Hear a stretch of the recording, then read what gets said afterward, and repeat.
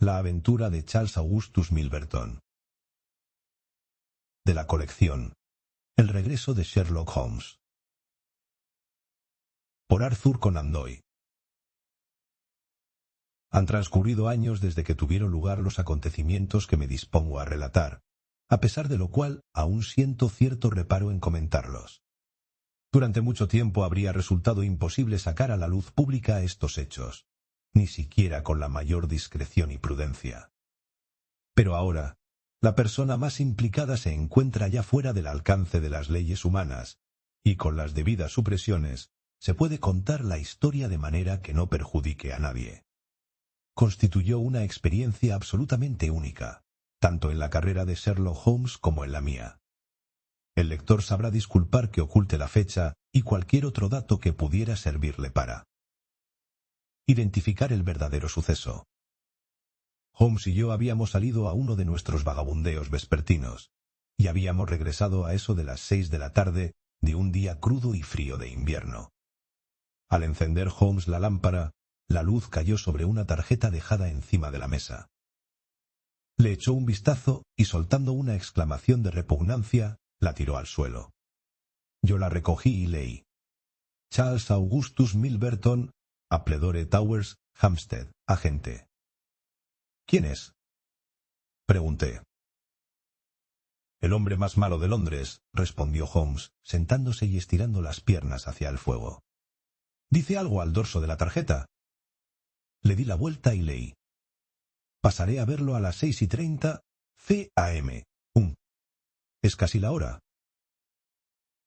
Dígame, Watson, ¿no siente usted una especie de escalofrío o estremecimiento cuando mira las serpientes en el parque zoológico y ve esos bichos deslizantes, sinuosos, venenosos, con su mirada asesina y sus rostros malignos y achatados? A lo largo de mi carrera he tenido que vérselas con 50 asesinos, pero ni el peor de todos ellos me ha inspirado la repulsión que siento por este individuo. Y sin embargo no puedo evitar tener tratos con él. La verdad es que viene porque yo le invité. ¿Pero quién es? Se lo voy a decir, Watson. Es el rey de los chantajistas. Que Dios se apiade del hombre, y aún más de la mujer, cuyos secretos y reputación caigan en manos de Milverton. Con una sonrisa en los labios y un corazón de mármol, los imprimirá y seguirá exprimiendo hasta dejarlos secos. A su manera, el tipo es un genio, y habría destacado en cualquier oficio más digno. Utiliza el método siguiente. Hace correr la voz de que está dispuesto a pagar sumas muy elevadas por cartas que comprometan a personas ricas o de alta posición. Recibe esta mercancía no solo de criados y doncellas que traicionan a sus señores, sino también de rufianes elegantes que se han ganado la confianza y el cariño de mujeres demasiado confiadas. No es nada tacaño en sus tratos. Sé, por ejemplo, que le pagó 700 libras a un lacayo por una nota con solo 2 líneas de texto, y el resultado fue la ruina de una distinguida familia. Todo lo que sale al mercado va a parar a Milverton, y hay cientos de personas en esta gran ciudad que se ponen blancos con solo oír su nombre. Nadie sabe dónde caerá su garra, porque es lo bastante rico y lo bastante astuto para no actuar con apremios. Es capaz de guardarse una carta durante años, para jugarla en el momento en que las apuestas sean más sustanciosas. Ya le he dicho que es el hombre más malo de Londres, y ahora le pregunto si se puede comparar al rufián que en un momento de arrebato le atiza un garrotazo a su compinche. Con este hombre que, de manera metódica y a sangre fría, tortura el alma y retuerce los nervios con el fin de seguir llenando sus ya hinchados sacos de dinero. Pocas veces había oído a mi amigo hablar con tal intensidad de sentimiento. Pero supongo yo que la justicia podrá echarle el guante, dije. Técnicamente, qué duda cabe, pero en la práctica no. ¿Qué ganaría una mujer, por ejemplo, con que le cayeran unos pocos meses de cárcel, si la consecuencia inmediata es su propia ruina? Sus víctimas no se atreven a devolver los golpes. Si alguna vez extorsionaba a una persona inocente, entonces sí, le tendríamos cogido. Pero es tan astuto como el mismo demonio. No, tendremos que encontrar otras maneras de combatirlo. ¿Y por qué viene aquí? porque un ilustre cliente ha puesto su lamentable caso en mis manos. Se trata de Lady Eva Brackwell, la más bella de las jóvenes que fueron presentadas en sociedad la temporada pasada. Va a casarse dentro de 15 días con el conde de Dovercourt. Este monstruo dispone de varias cartas imprudentes, Watson, y no algo peor, que fueron dirigidas a un joven caballero de provincias que no tiene un céntimo. Con esas cartas bastaría para romper el compromiso. Milverton enviará las cartas al conde, menos que se le pague una fuerte suma de dinero. A mí se me ha encargado entrevistarme con él y llegar al mejor arreglo posible. En aquel instante se oyó un traqueteo y ruido de cascos abajo en la calle. Me asomé a mirar y vi un lujoso carruaje tirado por un magnífico par de caballos, con brillantes faroles cuya luz se reflejaba en las lustrosas ancas de los nobles animales. Un lacayo abrió la puerta y un hombre bajo y corpulento, con un peludo abrigo de astracán, descendió del coche. Un minuto más tarde estaba en nuestra habitación. Charles Augustus Milverton era un hombre de 50 años, de cabeza voluminosa con aire intelectual, cara redonda, regordeta y afeitada, perpetua sonrisa fría y dos ojos grises e inquisitivos, que brillaban intensamente a través de unas gruesas gafas con montura de oro. Había en su aspecto algo de la benevolencia de Mr. Pickwick, estropeada tan solo por la insinceridad de la sonrisa fija y por el brillo metálico de aquellos ojos inquietos y penetrantes. Su voz era tan suave y untuosa como sus facciones cuando avanzó con una gordejuela mano extendida, murmurando lamentaciones por no habernos encontrado en casa en su primera visita. Holmes hizo caso omiso de la mano extendida y le miró con rostro pétreo. La sonrisa de Milverton se ensanchó, se encogió de hombros, se quitó el abrigo, lo dobló con gran parsimonia sobre el respaldo de una silla y tomó asiento. «Este caballero», dijo haciendo un gesto en dirección mía, «es discreto. ¿Es de confianza?» «El doctor Watson es mi amigo y mi socio». «Muy bien, señor Holmes. Tan solo protestaba en interés de su cliente. Se trata de una cuestión tan delicada. El doctor Watson ya está al corriente. Entonces vayamos al grano. Dice usted que actúa en nombre de Lady Eva. ¿Le ha autorizado ella a aceptar mis condiciones? ¿Cuáles son sus condiciones? 7.000 libras. ¿Y la alternativa? Querido señor, me resulta doloroso hablar de ello, pero si no me ha pagado esa cantidad el día 14, puede estar seguro de que no habrá boda el 18.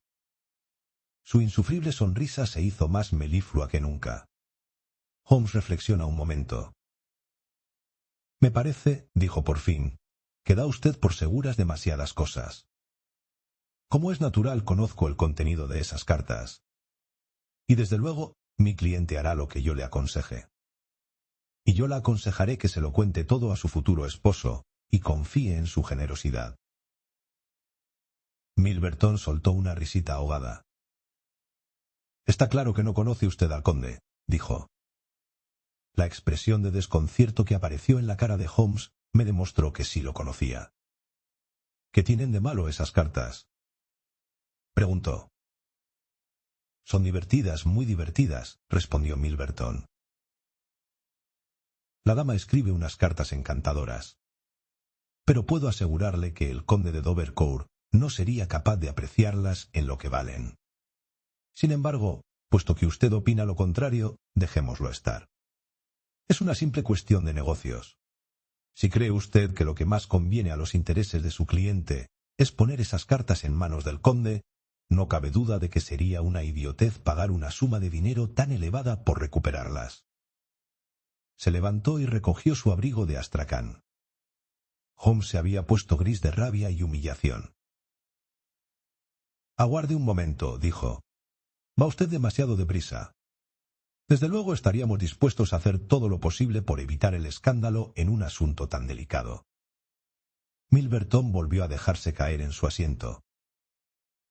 «Estaba seguro de que lo vería usted desde ese punto de vista», ronroneó. Pero al mismo tiempo, continuó Holmes, Lady Eva no es una mujer rica. Le aseguro que un desembolso de 2000 libras agotaría sus recursos, y que la cifra que usted menciona está por completo fuera de sus posibilidades. Le ruego, pues, que modere sus exigencias y devuelva las cartas al precio que yo le indico, que le aseguro que es el más alto que podrá conseguir.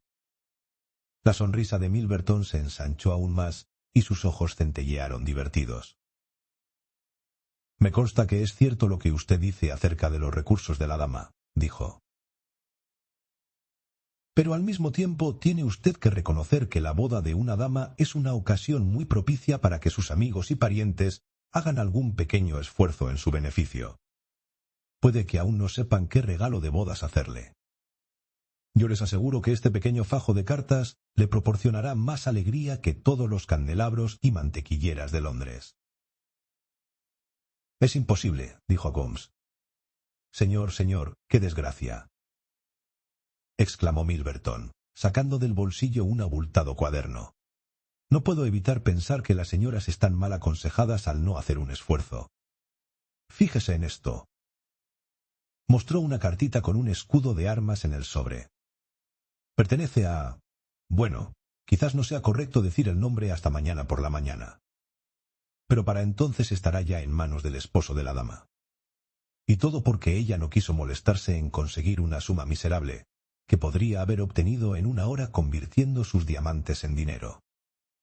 Es una lástima tan grande.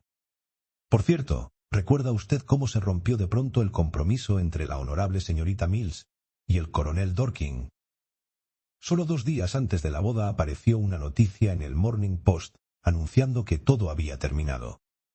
¿Y por qué? Resulta casi increíble, pero todo se podría haber arreglado con la ridícula suma de 1200 libras. ¿No es una pena? Y aquí está usted, señor Holmes, un hombre inteligente, regateando las condiciones cuando están en juego el futuro y el honor de su cliente. Me sorprende usted, señor Holmes. Le estoy diciendo la verdad, respondió Holmes. No se puede conseguir ese dinero. Yo creo que sería mejor para usted aceptar la respetable suma que le ofrezco, en lugar de arruinar el porvenir de esta mujer sin sacar de ello ningún beneficio. En eso se equivoca, señor Holmes. Dar a conocer los hechos me reportaría considerables beneficios de manera indirecta. Tengo 8 o 10 casos similares, aún madurando. Si corriera entre ellos la voz de que he hecho un severo escarmiento con Lady Eva, los encontraría a todos mucho más dispuestos a razonar. ¿Comprende mi punto de vista? Holmes saltó de su silla. Póngase usted detrás de él, Watson. No lo deje escapar. Y ahora, señor, veamos el contenido de ese cuaderno. Milverton se había escurrido, rápido como una rata, hacia un costado de la habitación, colocándose con la espalda contra la pared. Señor Holmes,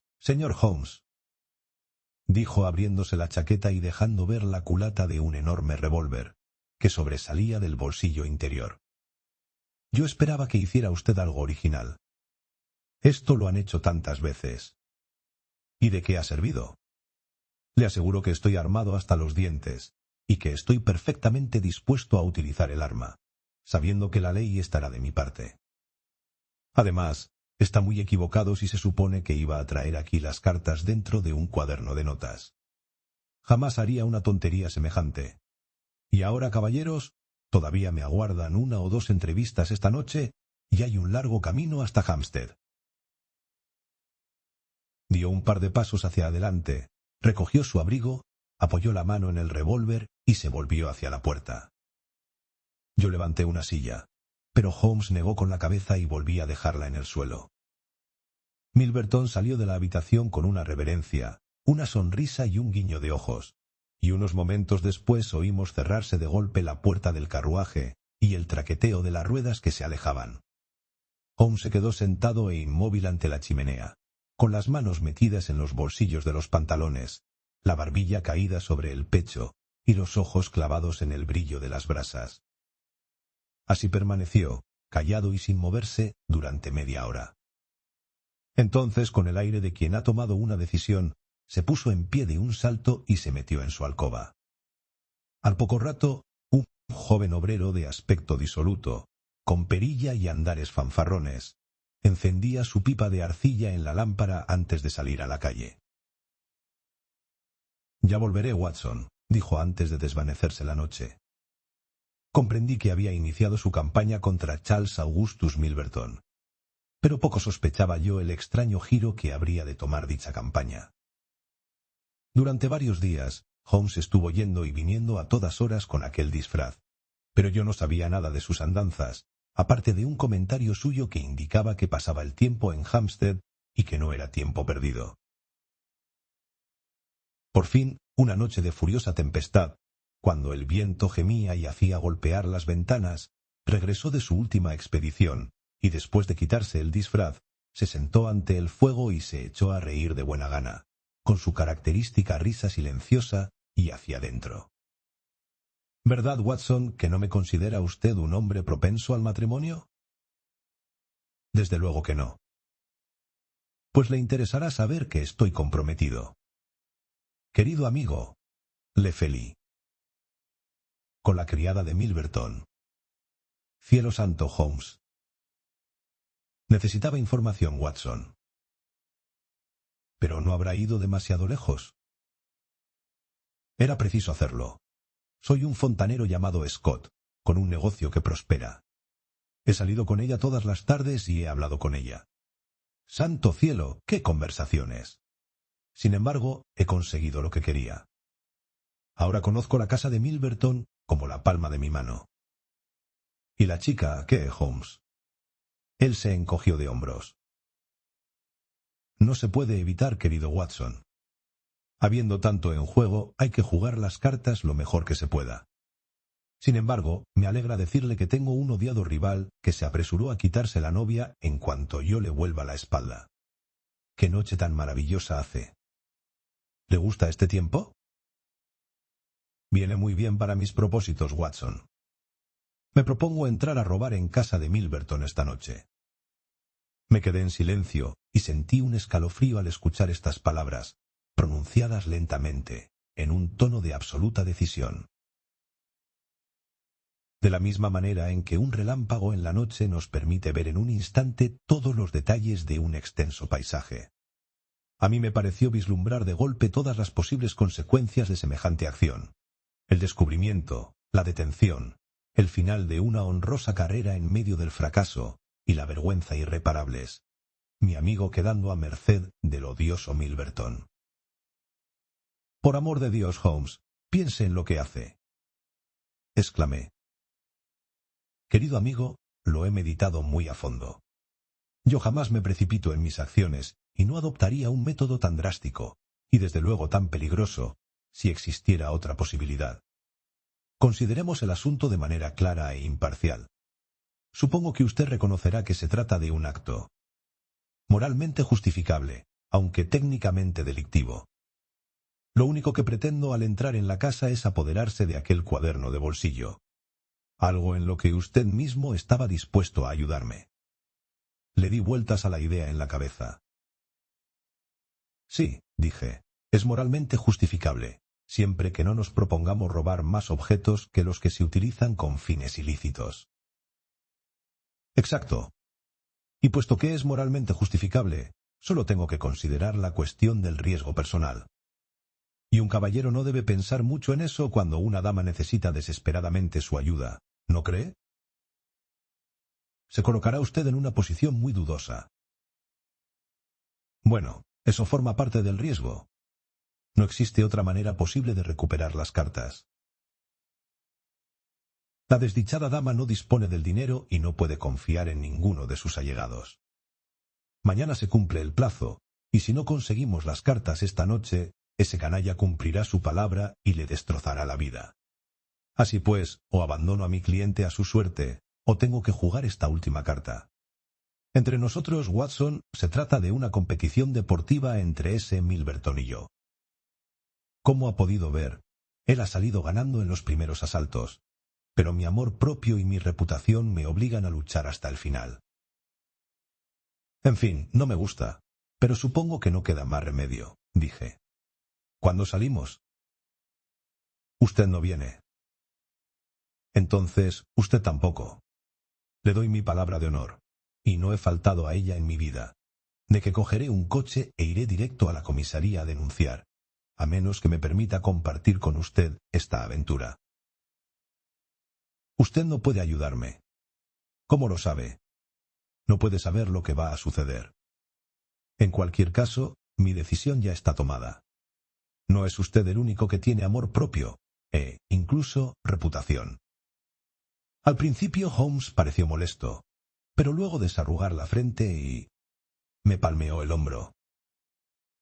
Muy bien, querido camarada, que sea como usted dice. Hemos compartido el mismo alojamiento durante años, y tendría gracia que acabáramos compartiendo la misma celda. ¿Sabe, Watson? No me importa confesar que siempre he tenido la impresión de que habría podido ser un delincuente muy eficaz. Esta es la oportunidad de mi vida en ese sentido. Mire. Sacó de un cajón un bonito maletín de cuero y lo abrió, dejando ver una buena cantidad de herramientas relucientes. Este es un equipo de ladrón de primera clase y último modelo, con palanqueta niquelada, cortacristales con punta de diamante, llaves adaptables y todos los adelantos modernos que exige el progreso de la civilización. Y aquí tengo mi linterna sorda. Todo está preparado. ¿Tiene usted un par de zapatos silenciosos? Tengo zapatillas de tenis con suela de goma. Excelente. ¿Y antifaz? Puedo hacer un par con seda negra. Veo que tiene usted una fuerte disposición natural para este tipo de cosas. Muy bien, haga usted los antifaces. Tomaremos un poco de cena fría antes de salir. Ahora son las 9:30. A las 11 tomaremos un coche más o menos hasta Church Row. Desde allí hay un cuarto de hora de camino hasta Pledore Towers. Podremos estar trabajando antes de medianoche.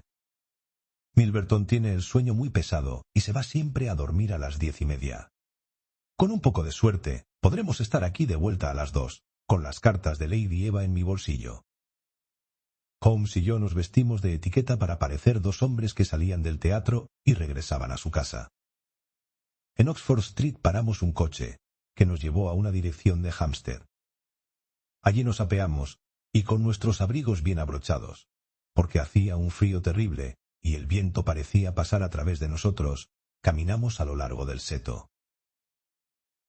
Este asunto exige actuar con mucha delicadeza, dijo Holmes. Los documentos están encerrados en una caja fuerte en el despacho de nuestro hombre, y el despacho es la antesala de su dormitorio. Por otra parte, como todos los tipos bajos y gordos que se dan buena vida, el hombre duerme a pierna suelta. Ágata, que así se llama mi prometida, dice que todo el servicio hace chistes acerca de lo difícil que resulta despertar al señor. Tiene un secretario que cuida de sus intereses y que no sale del despacho en todo el día. Por eso tenemos que actuar de noche. También tiene un perro muy feroz que ronda por el jardín. Las 2 últimas veces que vi a Ágata era bastante tarde, y tuvo que encerrar a la fiera para que yo pudiera pasar. Esa es la casa, esa grande con terreno propio. Nos metemos por la puerta y vamos hacia la derecha, por entre los laureles. Lo mejor será que nos pongamos los antifaces aquí. Como ve, no hay luz en ninguna de las ventanas y todo marcha sobre ruedas.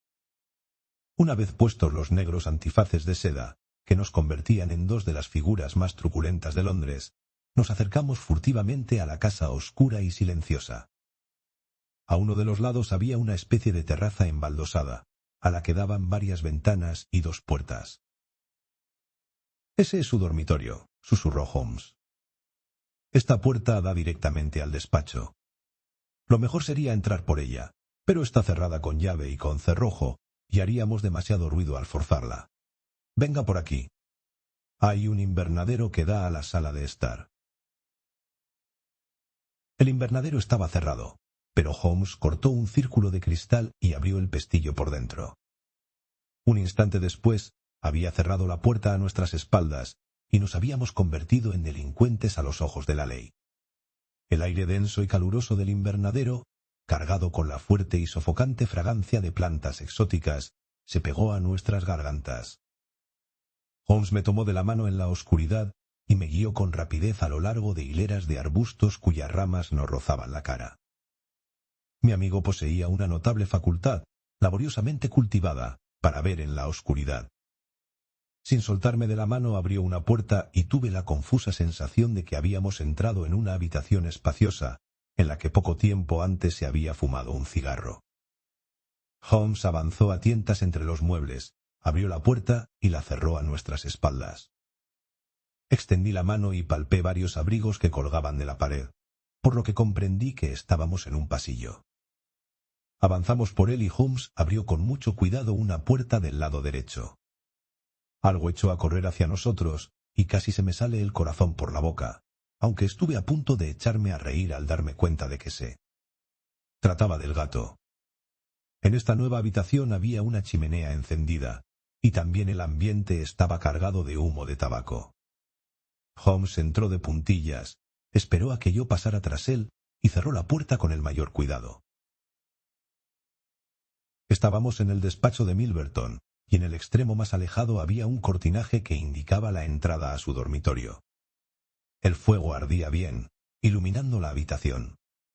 Cerca de la puerta vi brillar un interruptor eléctrico, pero no hacía falta encender la luz ni hubiera sido prudente hacerlo.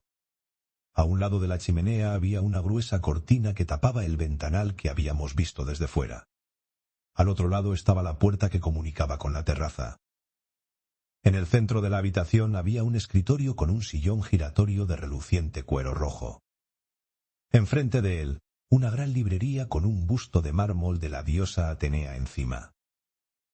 En el rincón que quedaba entre la librería y la pared había una gran caja fuerte de color verde, en cuyos tiradores de latón pulido se reflejaba la luz de la chimenea.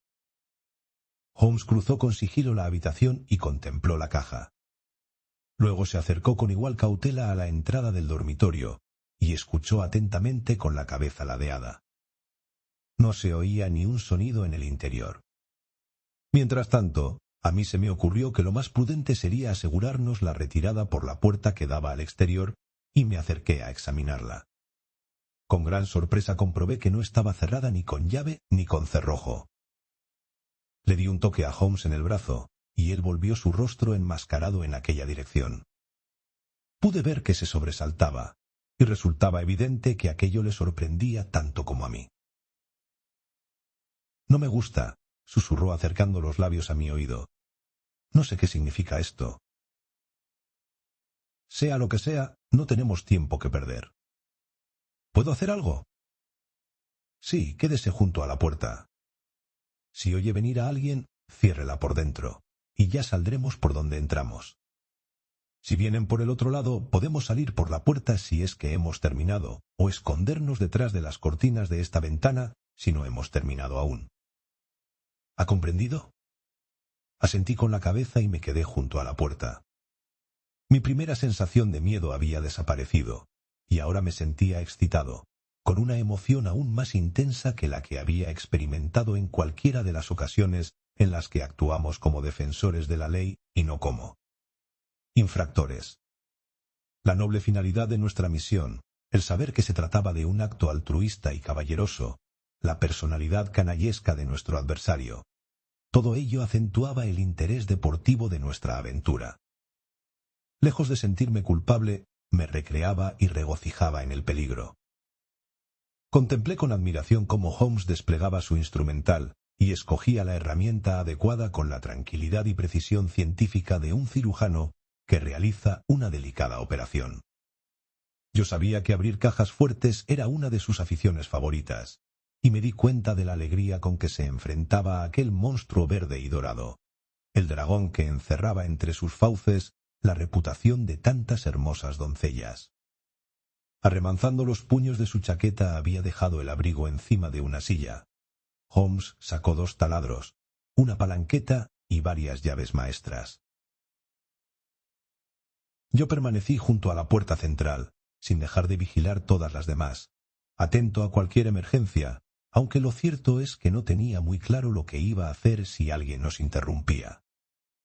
Holmes trabajó durante media hora con concentrada energía, dejando un instrumento, tomando otro, manejándolos todos con el vigor y la delicadeza de un experto mecánico. Por fin oí un chasquido. La gruesa puerta verde se abrió de par en par, y pude vislumbrar en el interior un gran número de paquetes de papeles, todos ellos atados, sellados y etiquetados. Holmes sacó uno de los paquetes, pero resultaba difícil leer a la luz vacilante del fuego, así que recurrió a su pequeña linterna sorda, ya que encender la luz eléctrica habría resultado demasiado peligroso estando Milverton en la habitación contigua. De pronto vi que se interrumpió. Escuchaba con atención y un instante después había cerrado la puerta de la caja fuerte. Recogía su abrigo. Guardaba todas las herramientas en los bolsillos y se lanzaba como una flecha a esconderse detrás de la cortina de la ventana, indicándose con gestos que hiciera lo mismo. Solo después de ocultarse a su lado, oí lo que había provocado la alarma en sus sentidos, más agudos que los míos. Se oían ruidos en algún lugar de la casa. Primero, una puerta que se cerraba a lo lejos. Luego, un confuso y apagado rumor que acabó por convertirse en el rítmico resonar de unos pasos decididos que se acercaban con rapidez. Llegaron al pasillo que había fuera de la habitación y se detuvieron ante la puerta. La puerta se abrió.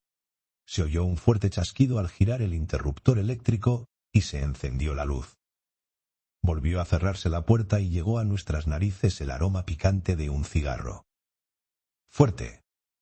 Entonces se iniciaron de nuevo los pasos, andando de un lado a otro, a pocos metros de nosotros. Por fin se oyó el crujido de un sillón y los pasos cesaron. A continuación oímos una llave que entraba en una cerradura y luego el crujir de los papeles. Hasta aquel momento yo no me había atrevido a mirar, pero entonces separé con mucho cuidado las cortinas y miré a través de la abertura. Holmes apretó su hombro contra el mío y comprendí que él también estaba mirando. Delante de nosotros, y casi al alcance de la mano, vimos la ancha y redondeada espalda de Milverton.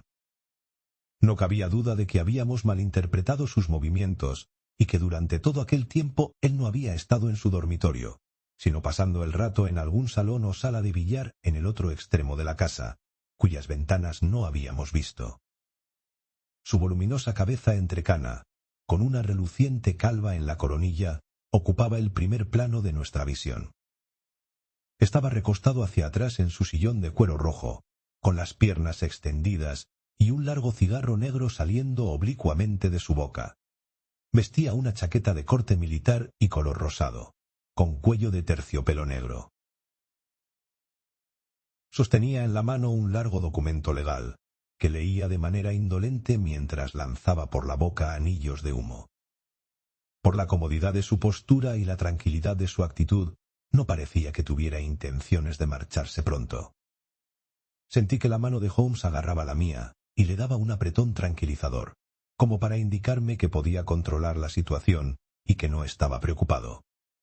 Pero yo no estaba seguro de si él había visto lo que, desde mi posición, saltaba a la vista, que la puerta de la caja había quedado mal cerrada, y Milverton podía fijarse en ello en cualquier momento. Decidí por mi propia cuenta que en el mismo instante en que Milverton diera señales de haberlo advertido, yo saltaría de mi escondite, le echaría el abrigo sobre la cabeza para inmovilizarlo y dejaría el resto en manos de Holmes. Pero Milverton no levantó la mirada. Permanecía vagamente interesado en los papeles que tenía en la mano y pasaba una página tras otra, siguiendo la argumentación del abogado. En fin, pensé. Cuando terminé el documento y el cigarro se marchó a su habitación. Pero antes de que pudiera terminar ninguna de las dos cosas ocurrió algo extraordinario, que desvió nuestra atención por otros caminos. Yo me había fijado en que Milverton consultaba varias veces su reloj y en una ocasión se había levantado, para volverse a sentar con un gesto de impaciencia. Sin embargo, no se me había ocurrido que pudiera tener una cita a horas tan intempestivas hasta que llegó a mis oídos un débil sonido procedente de la terraza de fuera. Milverton dejó sus papeles y se puso rígido en su asiento. Se repitió el sonido y a continuación unos golpecitos en la puerta. Milverton se levantó para abrirla. «Bueno», dijo secamente, «llega usted con casi media hora de retraso». Así que esta era la explicación de la puerta sin cerrar y de la vigilia nocturna de Milverton. Se oyó el suave roce de un vestido de mujer. Yo había cerrado la abertura entre las cortinas cuando Milverton volvió el rostro en nuestra dirección, pero ahora me aventuré a abrirla de nuevo con mucho cuidado. Milverton se había vuelto a sentar con el cigarro todavía insolentemente colocado en la comisura de sus labios.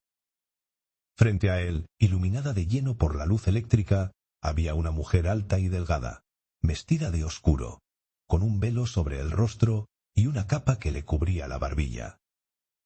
Respiraba entrecortadamente y su esbelta figura temblaba de emoción de pies a cabeza.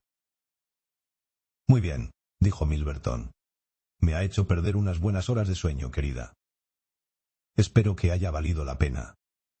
No podía venir a otra hora, ¿eh?» La mujer negó con la cabeza. «Bien, si no se puede, no se puede.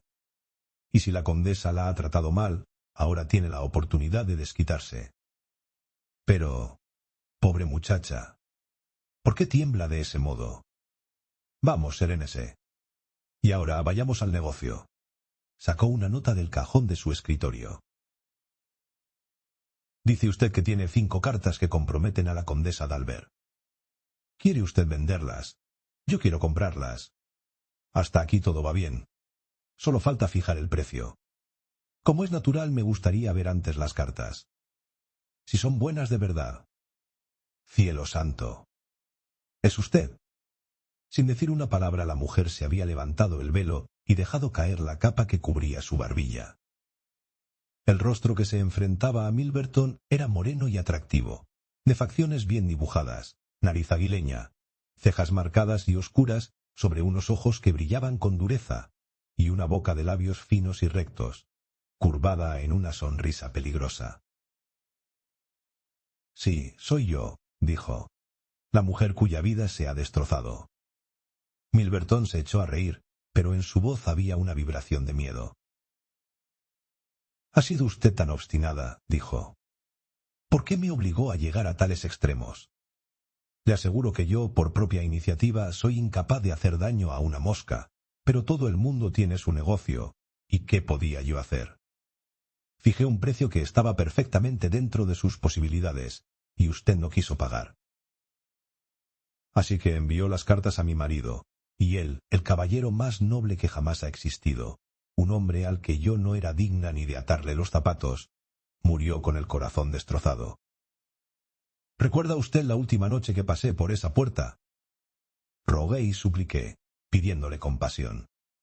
Y usted se rió en mi cara, como pretende reírse ahora, solo que ahora su corazón de cobarde no puede impedir que le tiemblen los labios. Sí, nunca pensó que volvería a verme por aquí, pero aquella noche aprendí la manera de llegar hasta usted para encontrarlo cara a cara y a solas. Bien, Charles Milverton, ¿qué tiene usted que decir? No piense que puede intimidarme, dijo él poniéndose en pie. Solo tengo que dar una voz para llamar a mis sirvientes y hacer que la detengan. Pero estoy dispuesto a disculpar su natural irritación.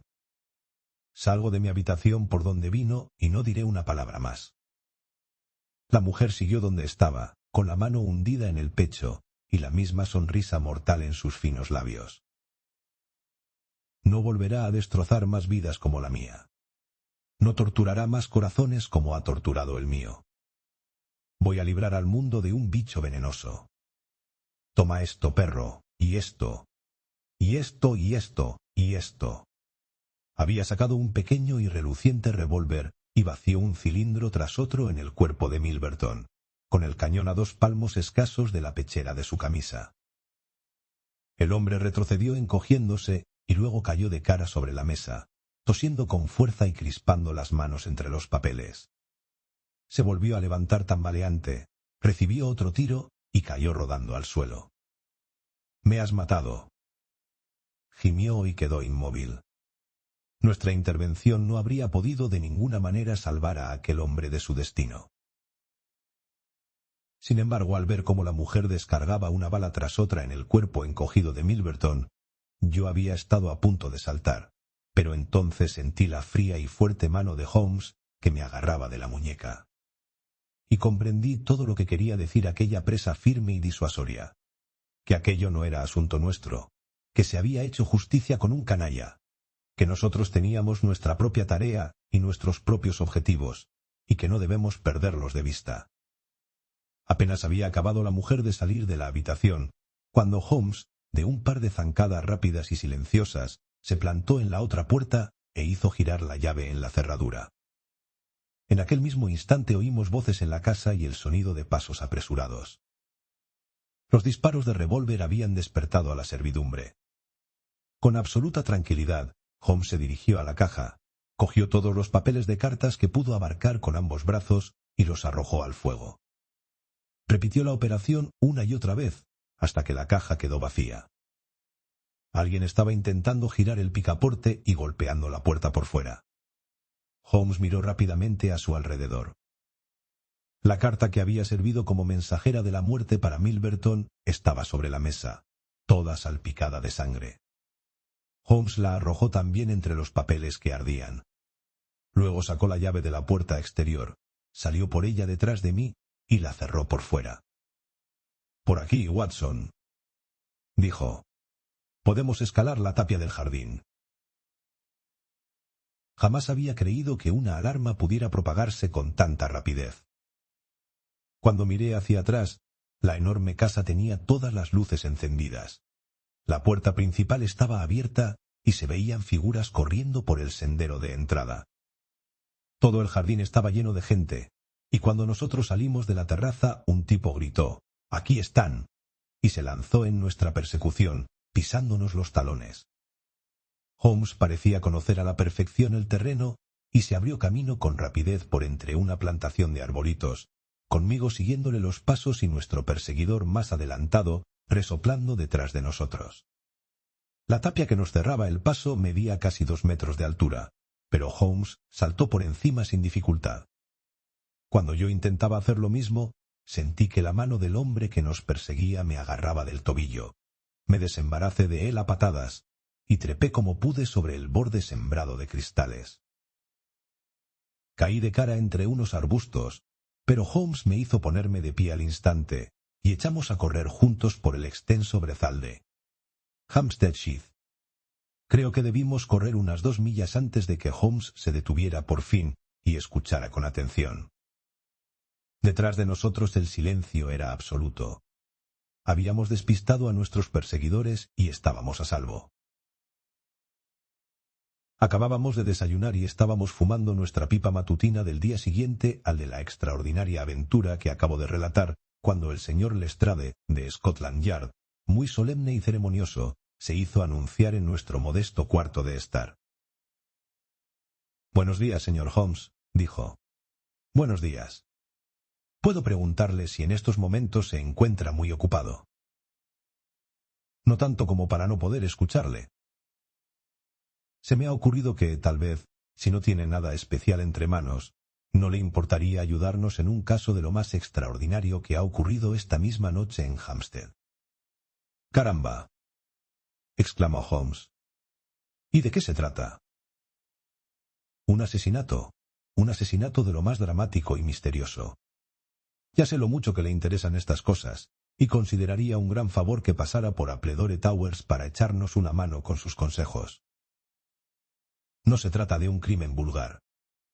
Hace bastante tiempo que le teníamos echado el ojo a ese señor Milverton, que, entre nosotros, era un pedazo de canalla. Sabemos que guardaba documentos que utilizaba para hacer chantaje.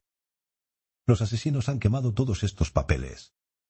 No se han llevado nada de valor, y es bastante probable que los criminales fueran hombres de buena posición, cuyo único objeto era evitar el escándalo. «¿Criminales?», exclamó Holmes. «¿En plural?» «Sí, eran 2. Estuvieron a punto de cogerlos con las manos en la masa. Tenemos huellas de sus pisadas, tenemos sus descripciones. Le apuesto 10-1 a que los encontramos». El primero era demasiado rápido, pero el segundo fue alcanzado por el ayudante del jardinero y tuvo que forcejear para escaparse. Era un hombre de estatura media, complexión atlética, mandíbula cuadrada, cuello grande, bigote y un antifaz sobre los ojos. «Eso es bastante inconcreto», dijo Sherlock Holmes. «Sí, hasta podría. ser una descripción de Watson. Es cierto, dijo el inspector muy divertido. La descripción podría aplicarse a Watson. Bien, me temo que no puedo ayudarle, Lestrade, dijo Holmes. La verdad es que yo ya conocía a ese Milverton, y lo consideraba uno de los hombres más peligrosos de Londres.